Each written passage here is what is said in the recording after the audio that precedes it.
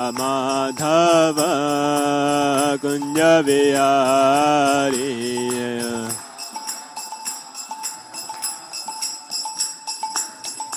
हरि जय राधा माधव कुंज विहारी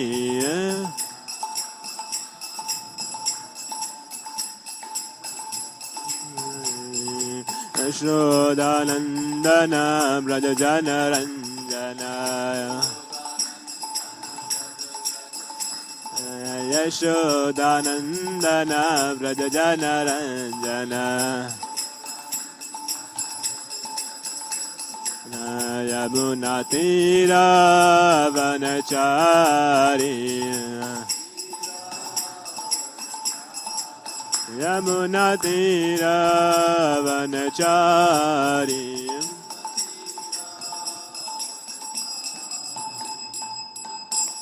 हरे कृष्णा कृष्ण कृष्ण हरे हरे हरे राम राम राम हरे हरे हरे हरे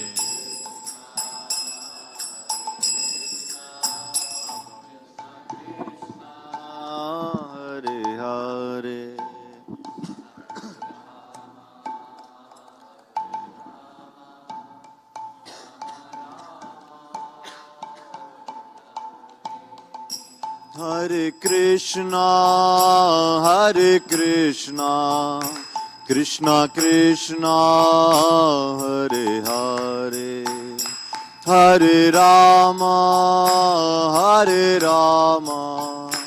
राम राम हरे हरे हरे कृष्णा कृष्णा कृष्णा हरे हरे हरे राम राम राम हरे कृष्णा कृष्णा कृष्णा हरे हरे हरे राम राम राम हरे हरे हरे कृष्णा कृष्णा कृष्णा हरे हरे हरे राम राम हरे कृष्णा कृष्णा कृष्णा हरे हरे हरे राम राम राम हरे हरे हरे कृष्णा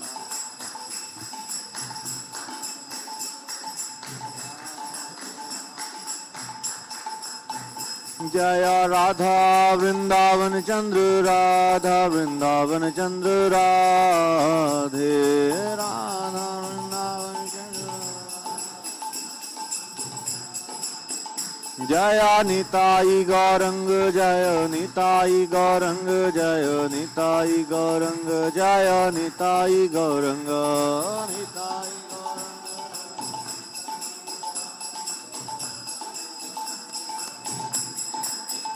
जय जय प्रभुपाद प्रभुपाद प्रभुपाद प्रभुपाद जय प्रभुपाद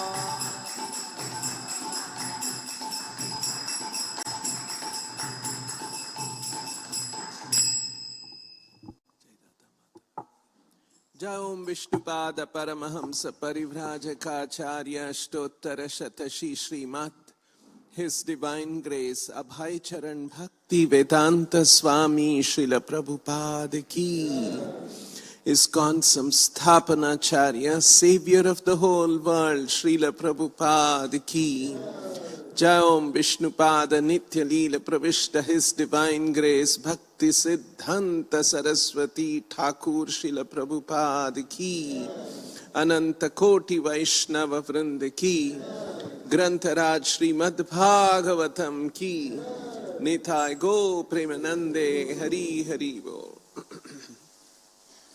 ओम नमो भगवते वासुदेवाय।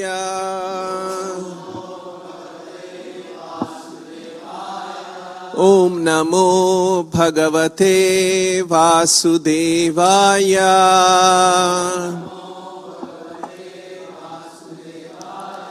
ओम नमो भगवते वासुदेवाय।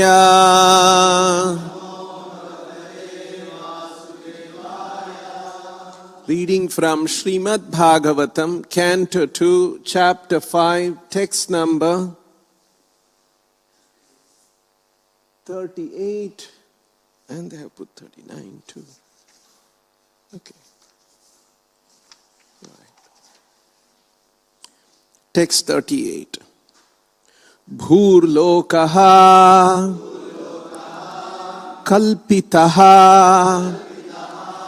padbhyam bhuvaha lokaha asya nabhitaha bhuvarlokosya nabhitaha hridha swarlokaha urasa hridha swarloka urasa maharlokaha maha atmanaha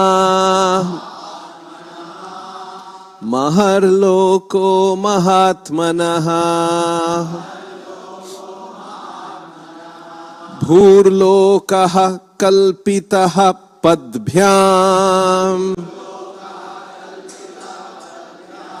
bhuvarlokosya nabhitaha hridasvarloka urasa maharloko mahatmanaha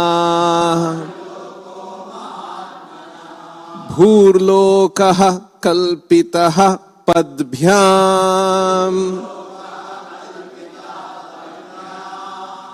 bhuvarlokosya nabhitaha hridasvarloka urasa maharloko mahatmanaha bhuvarlokaha kalpitaha padbhyam bhurlokaha kalpitaha padbhyam bhuvarlokosya nabhitaha hridasvarloka urasa maharloko mahatmanaha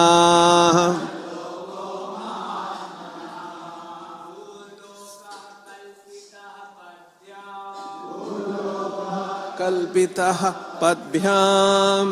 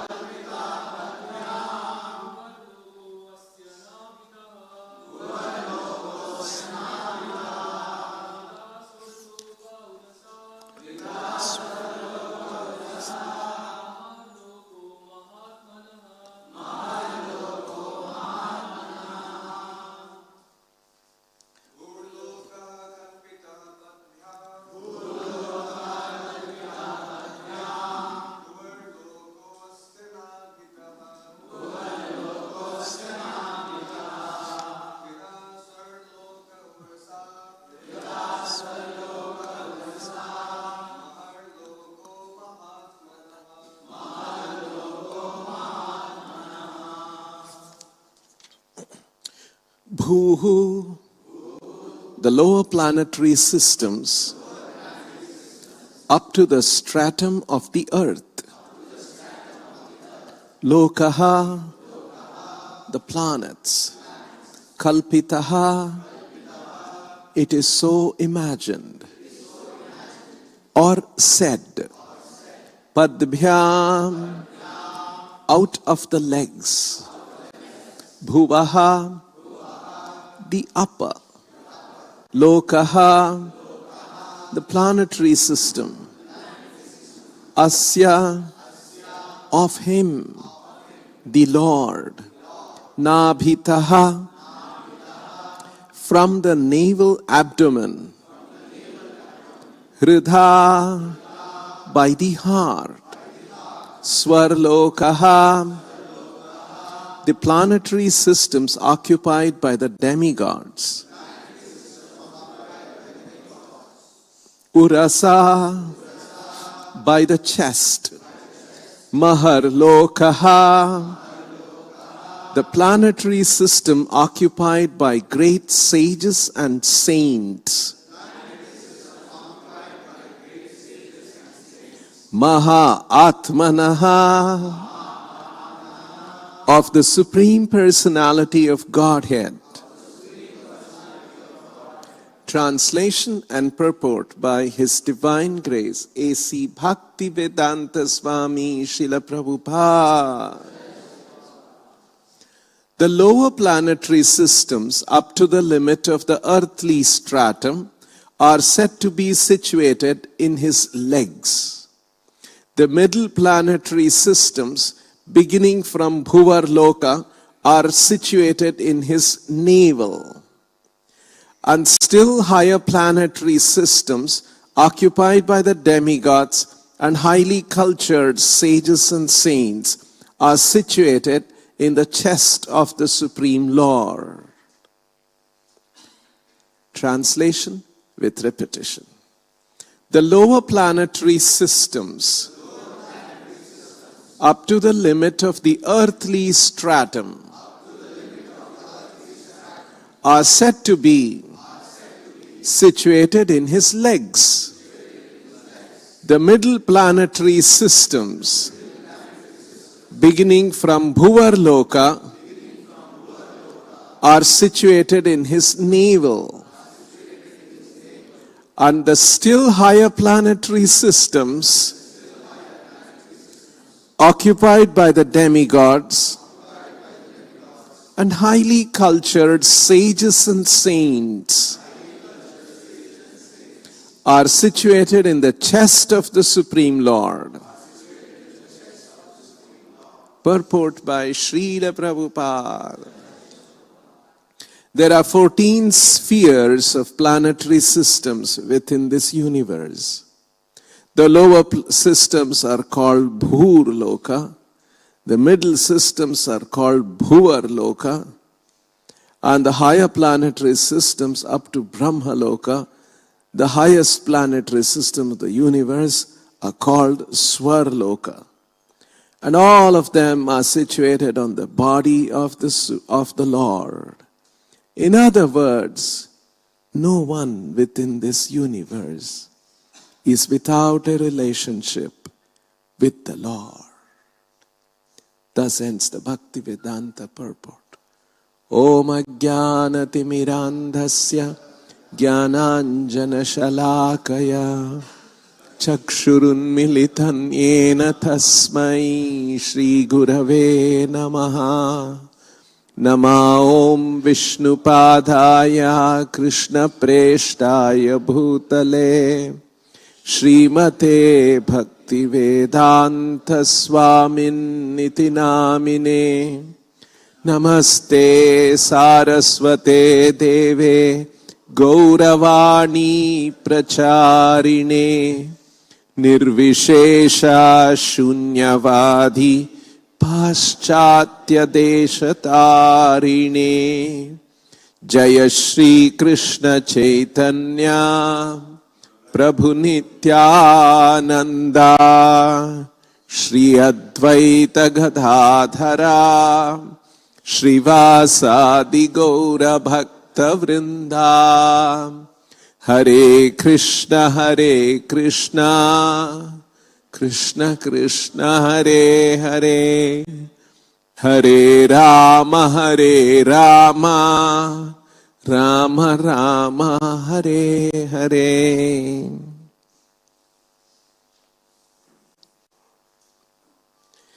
Continuing this description of the universal form of the Lord, as described here in the second canto, 5th chapter, called The Cause of All Causes, as spoken by Lord Brahma. And in this verse, Lord Brahma is describing the lower planetary systems. Bhur lokaha kalpitaha padbhyam. It is kalpitaha. It is conceived, it is imagined, it is said. That's the sense of the word kalpitaha. Padbhyam kalpitaha. Bhurlokaha padbhyam kalpitaha. They are said to be in his legs. Bhuvarlokaha asya nabhitaha. And the middle planetary systems are situated in the navel region. Hridha swarloka urasa. Hridha urasa, in his chest, the swarloka. And Prabhupada has translated swarlokaha and maharlokaha. Swarlokaha, maharlokaha. And still higher planetary systems occupied by the demigods, Swarloka, Swargaloka, and Maharloka, occupied by great personalities. And very nicely, we should pay attention to sometimes these very nice expressions Prabhupada brings out. Swarloka, the planetary systems occupied by the demigods, and Maharloka, the planetary systems occupied by great sages and saints, in the transliteration. And in translation, Prabhupada says, and still higher planetary systems occupied by the demigods and highly cultured sages and saints. You see a certain sense that Srila Prabhupada brings about our sages and about our saints. They were highly cultured, very highly knowledgeable, highly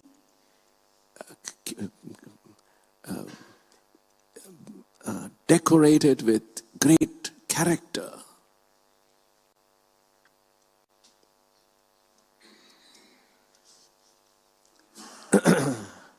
And such great people, they are all situated in the chest of the Lord. Hridha.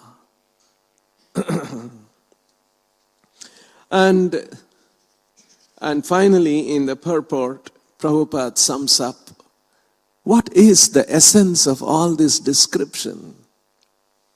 The planetary systems, lower planetary, middle and upper planetary, are situated in his legs, in his abdomen, in his heart. What is the sum and substance of all this?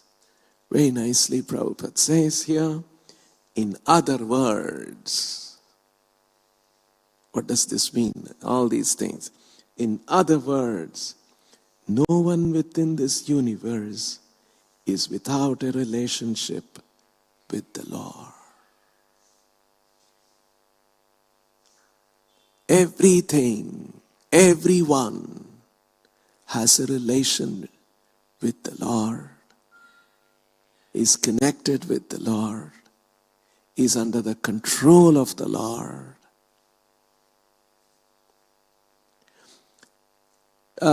You must have seen this.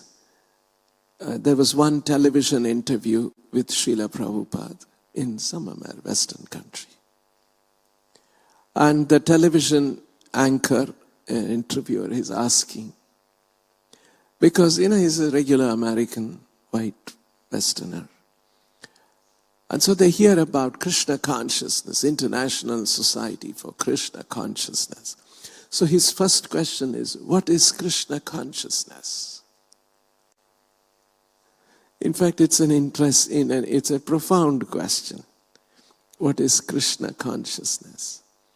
And the way Srila Prabhupada answers that is also very significant. And he says, Prabhupada says, that is the original consciousness of every living entity. First of all, we have a consciousness. Right? We are aware. This table is not conscious. Although our bodies are very similar to this in its composition. Because it also was a living entity, a tree, right? It has now become a flat piece of wood. And they have made this, carpenter made this. In the same way, the same material elements, another big carpenter called Lord Brahma fashioned all our bodies. But otherwise, in its composition, it is at the same material elements. But inside this composition of material elements, there is one spark of life which is animating it. Today I am speaking, and you are all hearing. What I am speaking is making sense to you. You are understanding. Like this, there is a serious conversation going on between us. All of this is because there is a spark of consciousness. That consciousness gives us an awareness. And by and large, our awareness today is defined in terms of the body. I am a man. And some people in the hall are thinking, I am a woman.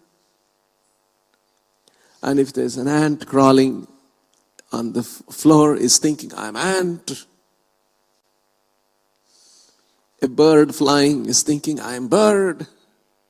This is the consciousness. This is the awareness. This is by and large. This is the thinking. But this is an illusory. This is not the truth. Just like in the drama, someone's playing the role of a king. He's not a king. After the drama is over, he'll collect his fees and go home to take care of his wife and children. He doesn't have a kingdom. He doesn't have a treasure. What's that? He doesn't have any treasure.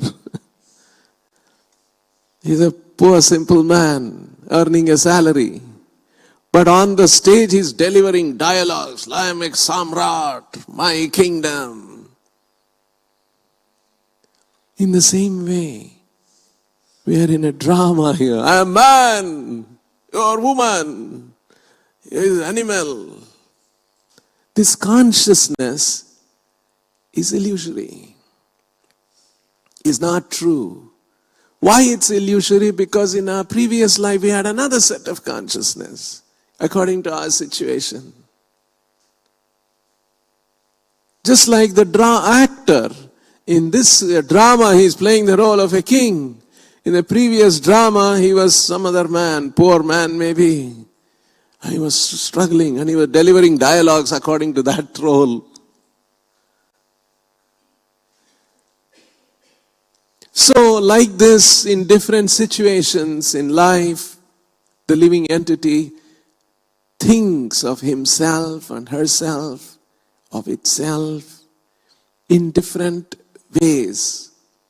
But there is a original consciousness.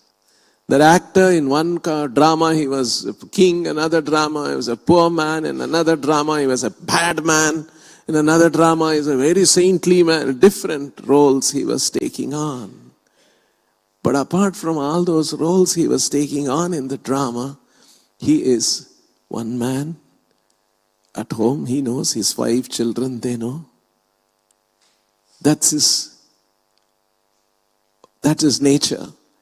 In the example, in the same way, the spirit soul has a certain consciousness originally.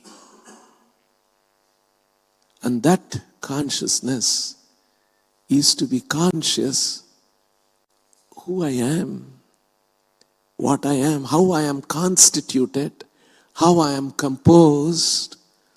That word for this constitution, composition is Swarupa or Swadharma. Swarupa of the Jiva. First of all, we must recognize this Jiva is apart from this body. I am that Jiva. I am not the body.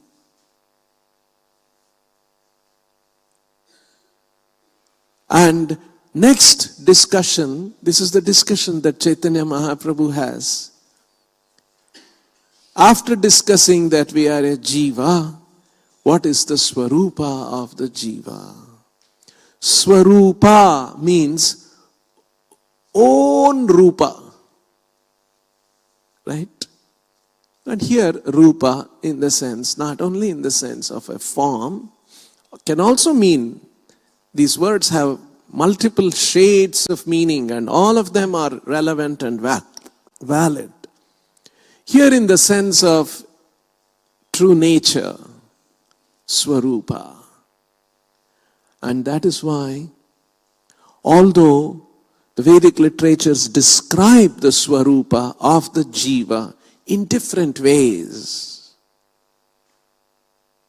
finally, the sum and substance is Jivere Swaruphoy Krishnere Nityadas. This is a final conclusion. Every living entity is a servant of Krishna. Eternally a servant of Krishna.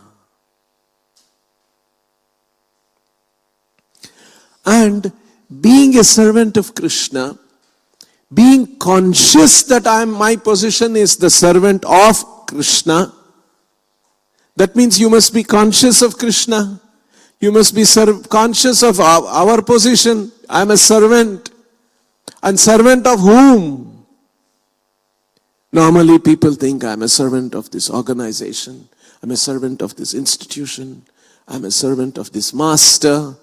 I am a servant of this country. I want to serve my country. Look, during Diwali, everybody is enjoying their life, being with their family. But look at all the soldiers of our country.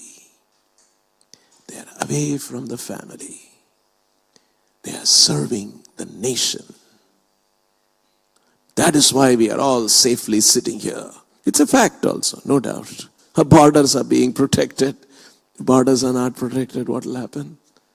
There is some realism, there is some reality, there is some truth to it, undoubtedly. And definitely they are doing a great job. So this different kinds, that sense of I am this is my master, I am the country, I am the servant of the country. And I make, the person is so charged with that concept that I am serving the country, ready to make sacrifices. Right? Sometimes their family will be somewhere. They'll be in the border, guarding the border. You see how that sense of that patriotism, my country, is making them make sacrifices. In the same way, this understanding that I'm a servant of Krishna should bring about that sense, I'm ready to make any sacrifice. It's not just an intellectual concept. You see, it's just sitting in my head. I'm servant of God. I'm servant of Krishna. It actually permeates in our being, in our action, in our convictions, in our thinking. It permeates in our character. In the same way, the original consciousness of the living entity is to be conscious of Krishna. He is my master. I am his servant. And I must serve him. And this conviction, this understanding, that should permeate in our being. See, that's why Srila Prabhupada says, the original consciousness of every living entity is called Krishna consciousness. You see, very, very, very nice explanation. Original consciousness. Right now we have adopted various, I'm American, I'm Indian, I'm Pakistani, I'm Hindu, I'm Christian, I'm this and that. I'm a rich man, I come from a cultured family, I come from a poor family. Various kinds of self-definitions we have adopted according to our situation. But there is one original self-definition that's called Swarupa. And so, because our original Swarupa is that in terms of our connection with Krishna, and everything is connected to the Lord. Everything has a relationship with the Lord. Everything is under the control of the Lord. Nothing is out of control. This actor is playing the role, I'm a king, he's delivering his dialogues, my kingdom, all those things. Actually according to the direction of the director. In the next play, the director will place him as a poor man. He will deliver dialogues according to that, according to the direction of the director. In the same way, there is one director. And we are all under his direction. The thing is that we have become so absorbed in this drama of this, just like for a drama to happen, you need an auditorium, you need a stage, you need a theater, you need lights, you need curtains, you need costumes. And that's how, you see, like our children put up dramas here, right? During Vijay Dashmi and others. And they are all small children, but they are playing, delivering dialogue. I'm Ram, you are Sita. Right? And they need a stage, they need an audience, and they want light. And then it is drama, nice drama. In the same way, for us to play these roles, we need a theater, and we need a stage, a performing stage, a platform, and that's called Prakriti. Prakriti is the stage for us. Just like those children put on the dress as Ram, Lakshman, Sita, Hanuman. In the same way, we put on costumes called human body, animal body, man body, woman body, and deliver dialogues. But actually we are none of those things. This is my property. This is my asset. And this is relationships. This is my father, mother, my wife, my husband, my children. See, all these are this is what the dialogues are all about. This is what the drama is about. But everything is false. Recently, it so happened here in Vrindavan a few days back. I was talking to some people who were visitors to our temple. And they asked one interesting question. I tried to answer them because they were just young, fresh people. And I tried to answer them. But then later on I was thinking about it. It was a very interesting question. A smart fellow, a smart boy, young boy, he asked. I mean, he didn't ask like this, but then I was analyzing his question. And then there was something interesting in that. Why is Krishna against our sense gratification? Why can't Krishna allow, let enjoy senses? and also be a devotee of mine. Of course, there is a stage that's called Sakama Bhakti. Why is Krishna saying Nishkama Bhakti? Don't enjoy sense. Vishaya chadiya kabe, shuddha habe mana. When will I give up all sense gratification? That's the desire of a devotee. Why? We cannot enjoy senses also. There's a serious reason. This devotee asked this young boy, not a devotee, he's a fresher, newcomer, new guest. He asked this question. And I tried to answer him. I told him, Adyantavanta kaunteya nateshuramadi. These pleasures of the senses have a beginning and an end. It's a fact. The pleasures, adyantavantaha, adi antavantaha. And dukkha yonaya evate. And this pursuit of sense gratification leads to more and more miseries. Yes, it is a fact. This is Krishna's words. These are the characteristics of sense gratification. But there is another reason why. All these are truths. Krishna does not want us to be delighting in temporary pleasures. He wants to give us eternal pleasure. When the mother sees a child simply playing with the toys, and then the mother is telling, go do your homework. The child is not happy with the mother telling that. He is happy with. Then the mother becomes very upset. Go take away the toys. She may take away the toys. Go and do your homework. Why is she cruel? Hey, what a mother she is. Child is enjoying nicely, having good time. Why is the mother coming and interrupting that good time of the child? How unkind this mother is. No, it's not true. My mother is very kind. The mother knows you won't be a child forever. You will grow up. You have to face the world. Go get educated. Right? That's the reason why mother tells, go and do your homework, go and do your studies.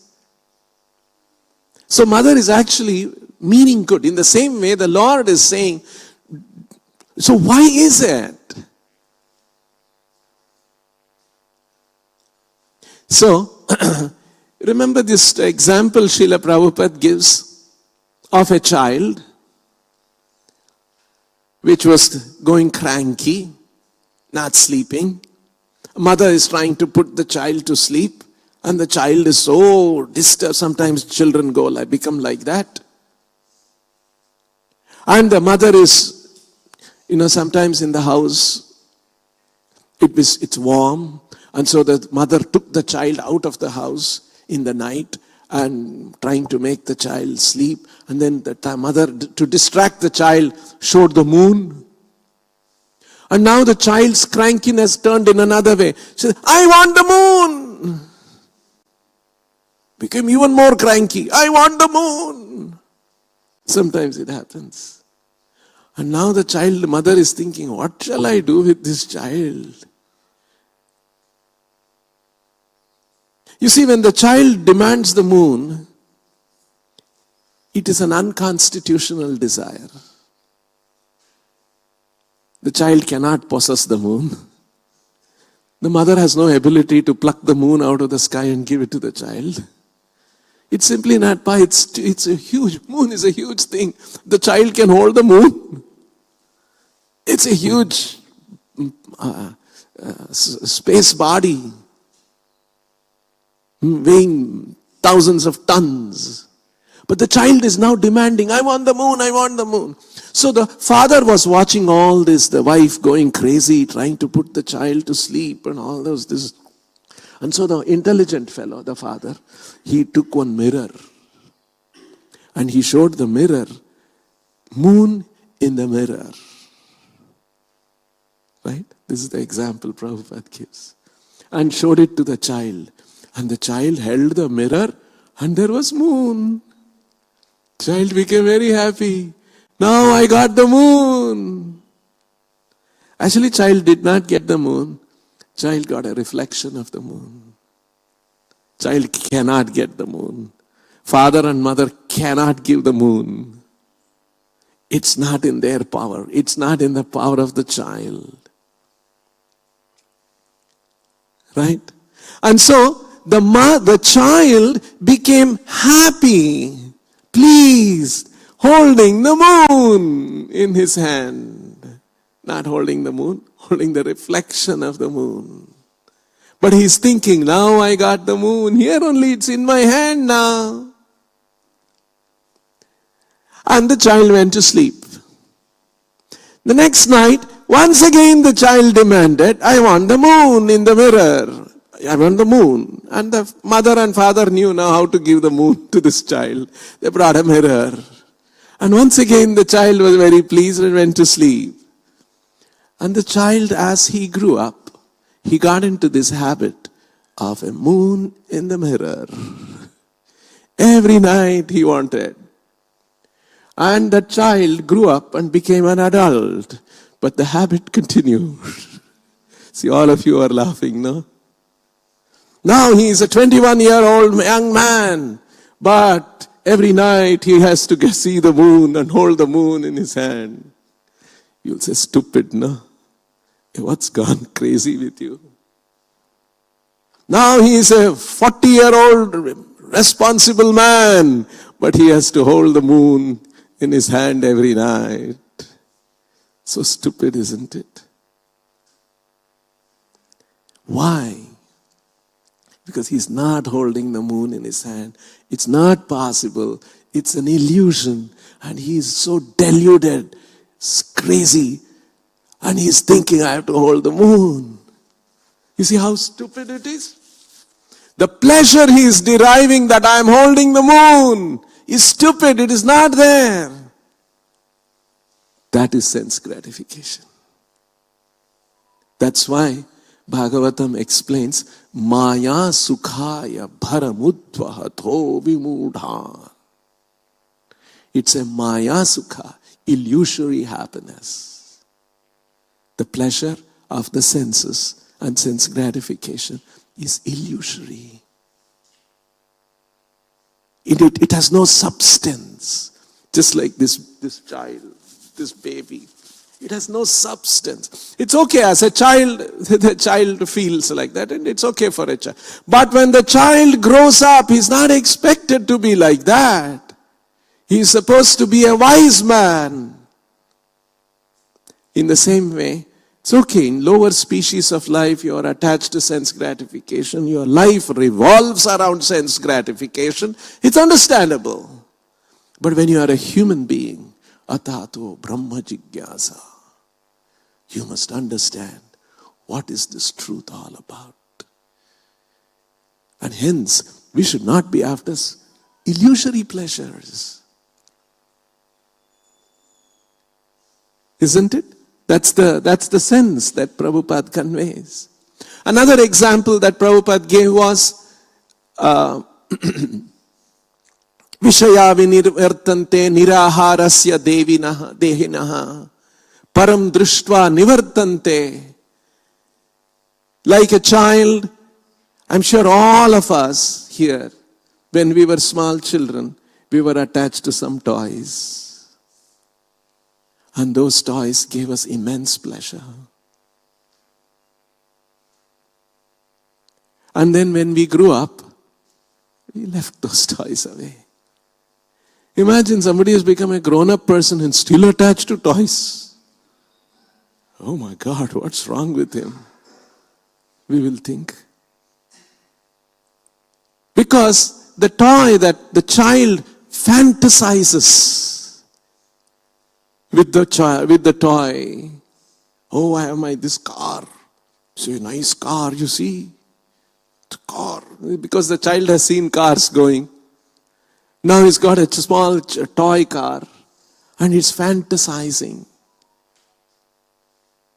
They have many toys and they fantasize with the toys.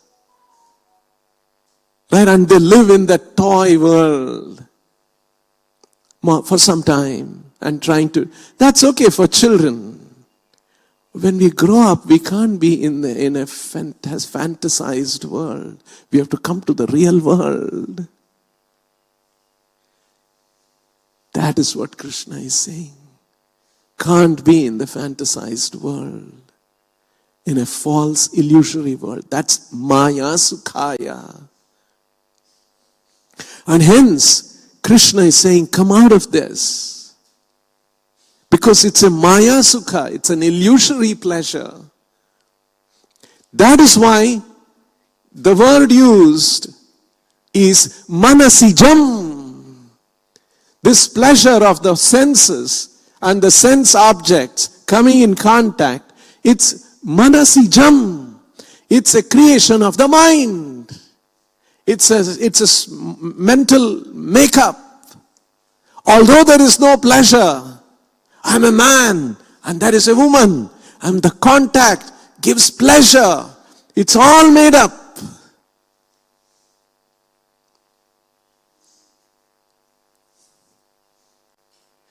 So, Krishna wants us to grow out of this illusory pleasure and come to the point of real pleasure. Brahma Sukhanubhutya. There is a anubhuta experience of real pleasure that we are entitled to. So, everything has a relationship with Krishna. Everything in the universe. There is one person with whom everything is related and everyone is related.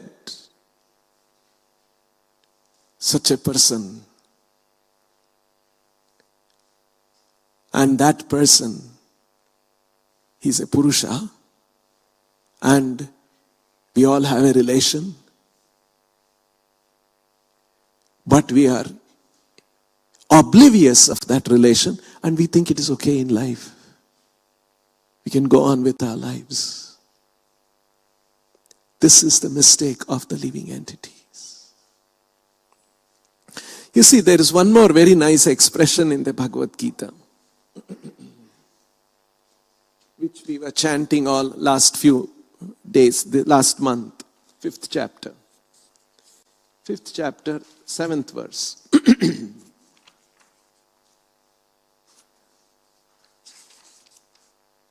Very nice expression by the Lord and explained by Srila Prabhupada.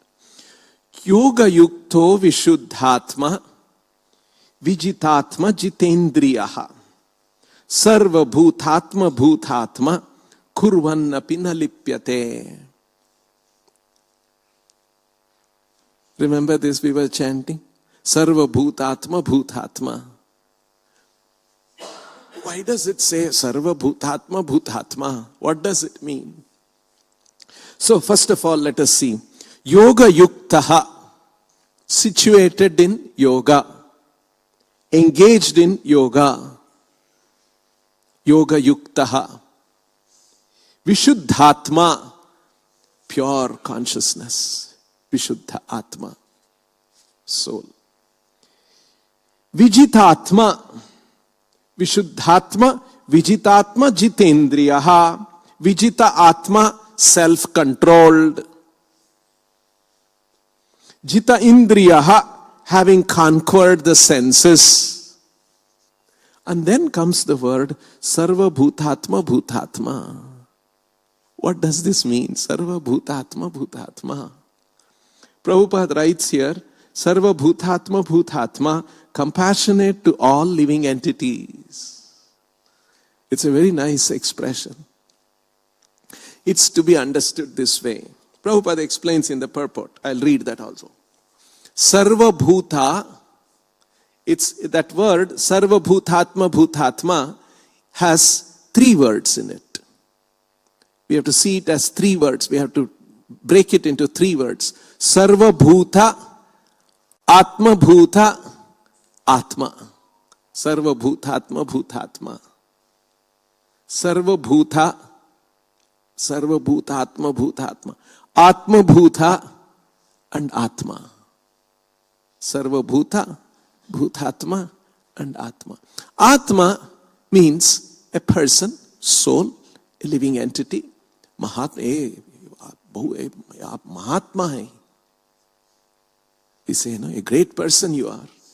So in the same way, the last Atma is in terms of as a person, the person who is Sarva Bhuta Bhutatma Atma. You get that sense? Sarva Bhuta Bhutatma Atma. Sarva Bhutatma Bhutatma Kurvanna Pinalipyate. So a person who is Sarva Bhuta Bhutatma. Bhutatma, Sarva Bhuta means all living entities, very simple. Everyone can understand that. Sarva Bhuta Bhutatma Atma. A person who is Bhutatma of all Sarva, of all Bhuta, of all living entities. A person, Atma, who is Atma Bhuta of Sarva Bhuta, of all living entities. Now this Atma Bhuta has two meanings. One is to have affection for. Just like Atma Bhuta. To have Sarva Bhuta Bhutatma. Someone who has affection and feeling for all living entities. It also has the sense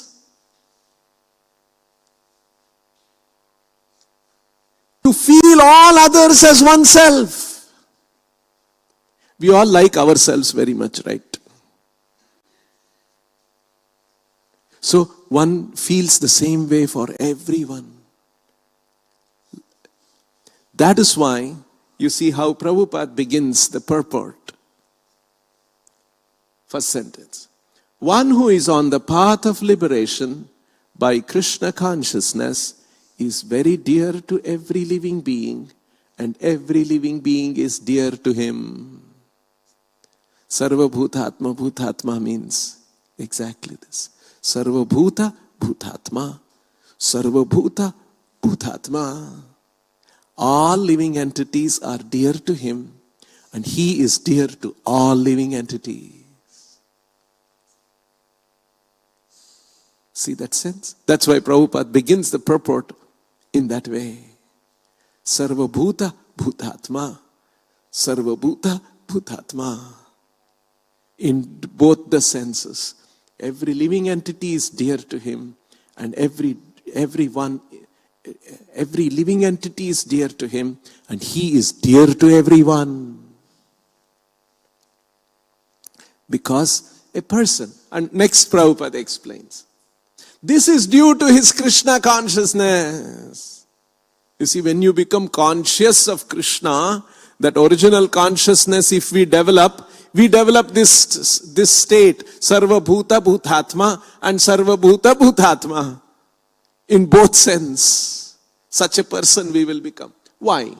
This is due to his Krishna consciousness. Such a person cannot think of any living being as separate from Krishna, just as the leaves and branches of a tree are not separate from the tree. He knows very well that by pouring water on the root of the tree, the water will be distributed to all the leaves and branches, or by supplying food to the stomach, the energy is automatically distributed throughout the body. Because one who works in Krishna consciousness is servant to all. He is very dear to everyone. He works for everyone, and he is dear to everyone. And because everyone is satisfied by his work, he is pure in consciousness, etc. Vishuddhatma. Prabhupada is discussing Vishuddhatma next. So, there is an original consciousness, and that in that original consciousness, pure state of consciousness, we are conscious of our situation, our constitutional situation. That we have all come from him. We are maintained by him. We are his amsha. We are meant to serve him. This is what our constitution is, our composition is. And that is the way we are made. And the Lord planned this for his pleasure.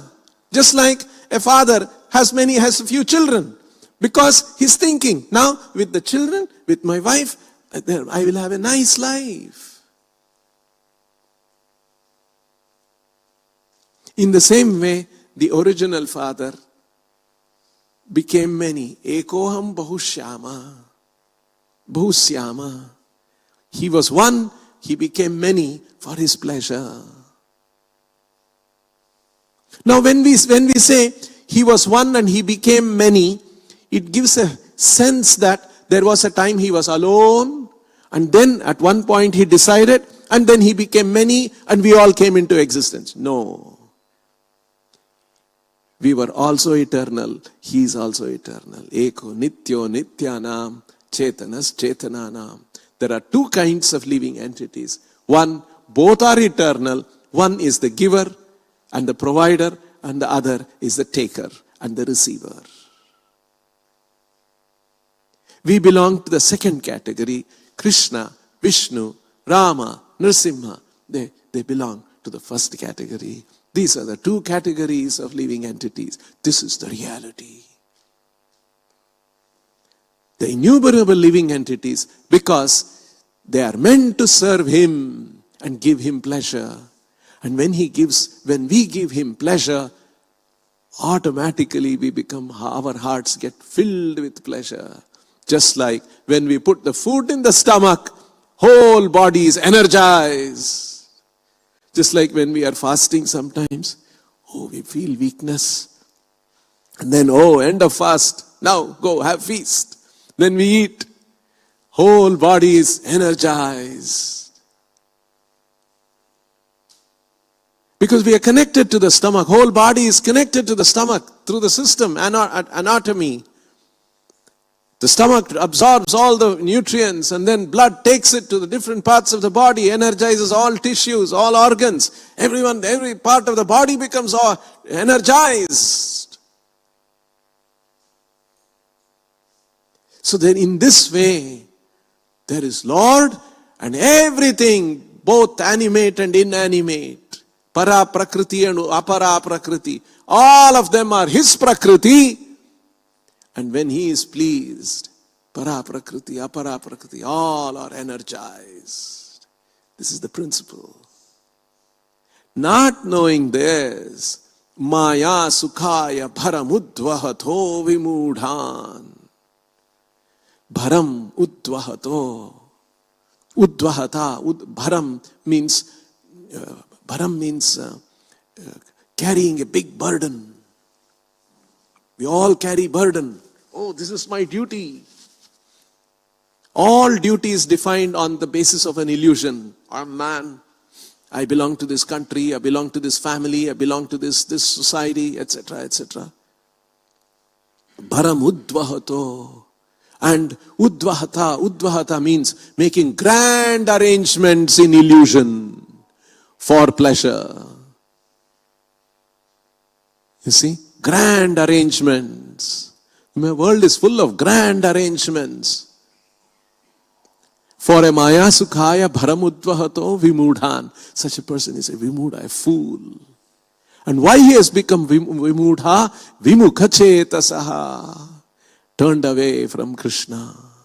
Instead of having that original consciousness as being conscious of Krishna, he has become forgetful of Krishna, and he is thinking, I have an independent existence, and so I can seek pleasure independently, I can exist independently, I can get knowledge independently.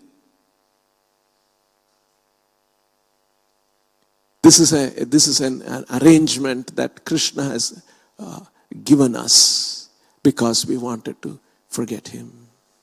This is the understanding. So these are all very beautiful concepts. The Bhagavatam teaches, the Bhagavad Gita teaches, and very beautifully explained by Srila Prabhupada. We'll stop here. Anyone has any questions, I'll try to answer. Yes. Yeah.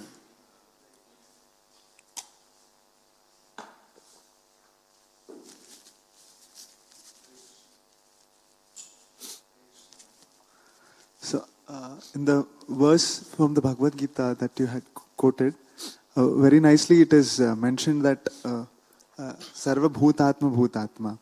So in this case, I just wanted to, I had a confusion or doubt in this. So living a living entity, a devotee is compassionate towards all living entities. So, how do we display our compassion towards a human, or a jiva who is a human who has intelligences by preaching them? And in case of living entities that are mute, who don't have the intelligence to act based on somebody's preaching or something, how do we show the compassion, or how is the compassion shown? A devotee how has... Two ways we can show compassion. Remember in the soulful japa quotes that come up in the temple? Maybe next few days you are here, you see. Prabhupada says, if we chant loudly Hare Krishna mantra, even lower species, living entities in the lower species get the benefit. Because it's a transcendental vibration. It can touch them. They can get benefit. The second way we give benefit is to give them Krishna Prasadam. If you have dog, cats, give them Krishna Prasadam. There are birds, offer food and give the Krishna Prasadam to the birds. Let them eat. They're coming in touch. So we can show compassion to them in this way. Follow up to this. Sometimes we also face trouble because of certain animals, like the minnows of mice or the mosquitoes. So in such cases, out of defense, we generally kill the animals, or we may avoid as much as possible, but it's okay to kill also. Because in the you see, we have to be a little bit more pragmatic in all these matters. So Shastras say, an atatayinaha, atatayi means an aggressor. An aggressor has to be killed. That's the principle. Because he is disturbing the peaceful existence of the world. And there are many kinds of aggressors. Somebody who sets fire to someone's house, he is an atatayi. Somebody who kidnaps someone's wife, he is an atatayi. And somebody who takes away someone's kingdom, he is an atatayi. You see, Ravana was an atatayi. That's why Ram went and killed him. Pandavas, their situation was the Kauravas, they had taken away their kingdom. They had set their house on fire. They are atatayinaha. And that word atatayina comes in the Bhagavad Gita. Krishna uses that. They are aggressors and they deserve to be killed. So, it's permitted in that sense for human safety. Like say for instance somebody sees a sarpa, a snake, a poisonous snake. It's advised that you can kill. You know that story? Srila Prabhupada went to Gaudiya Math. And Prabhupada had gone to the Gaudiya Math, and I don't know where it was, maybe Prayag, or Ahmedabad, or Mayapur, or Calcutta, I don't know where it was. So Prabhupada had gone, very early stage, he was Grahastha at that stage, he had gone to Gaudiya Math. And somewhere he was talking to some devotees in the ground floor, and they suddenly spotted a snake, and the snake came. And devotees were all disturbed, and they were looking around what to do. And Srila Bhaktisiddhanta Saraswati Thakur was in the upper floor somewhere. He came to the balcony, he saw, and he gave an order, kill the snake. And the devotees brought a stake and banged it and killed it. And so Prabhupada said, he was a young, hey, why Guru Maharaj gave order to kill the snake? It's also a living entity. He was thinking, but then very soon he came across a verse in the Bhagavatam where the Bhagavatam says living entities like scorpions and snakes should be killed, will be killed even by saintly persons. There is a verse like that. Because they create disturbance in the human society. They come under so they can be killed. The Shastras allow. So like that. Okay, we'll stop here. One more last question. Madhur Murli has raised his hand. Hare Krishna Prabhu. Like you were mentioning that some visitor asked you why Krishna is against sense gratification. One more common question which we get, like when we fast, like we are a bit starving, so how Krishna is pleased with our fasting? Okay. You see, Prabhupada explains this in the purport, Bhagavatam purport. What happens when we fast? When we fast, there's no food in the stomach. we're feeling weak, we're feeling hungry, hunger pangs, right? And we are craving for food. But no, it's a vow, it's a vrata. You can't go to the prasadam hall, there won't be any prasadam. And you can't hide and eat, somebody will see you, hey, what are you doing? No such thing is permitted in our society, in our community. So at that time, when we fast, it enables us to develop a realization. I can be happy even when the body is suffering. I don't have to depend on the body. Because right now, our attachment to body's pleasure is cementing and reinforcing our misunderstanding that I am the body. So fasting is an opportunity to detach ourselves from the body and understand and experience. I can have pleasure. I can be happy even without the body being happy. And hence it helps us to come out of the bodily conception of life. This explanation Srila Prabhupada gives. And that's why we are coming out of illusion. The man who has become a grown-up man, but he's still holding a moon in the mirror. And now he decided, I think I should give up the moon in the mirror. Everybody will be happy, no? Wow. Now some sense is coming to him. Or a man who is a grown-up man is still attached to toys. He decides, now I will give up toys. Good. Something good happening at last.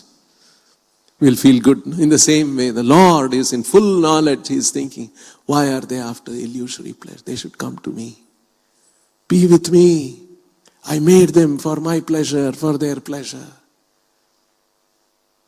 That's why when Prabhupada explains this, Mamai vamsho jiva loke jiva bhuta sanatana manashrashtani indriyani prakriti sthani karshati. One meaning of the word karshati is struggle. Krishna is seeing they are my amsha, but they are prakriti sthani karshati. They are situated in the material world and they are struggling. Krishna is very sorry about it. The living entity is suffering here. See? And so when the living entities, by performing austerities, they're coming out of illusion, Krishna is pleased. They're coming out of it. If a man has become obsessed with his role, I'm a king, the drama is over, but still he's saying, I'm the king. What to do with him? Take him to your doctor, and the doctor gives him some slowly, I am not the king. That is dawning on him. We feel good. He's getting cured. Don't worry, in a few more days, he'll give up all his king craziness. In the same way, right now we are crazy about our body. And so when we are trying to come out of bodily consciousness and come to reality, Krishna is pleased. We'll stop here. Grantharaj Srimad Bhagavatam ki, Srila Prabhupada ki, Shri Radha Vrindavan Chandra ki, Shri Nitai Gauranga ki, Shri Vrindavan Dham ki, Nitai Go Premanande.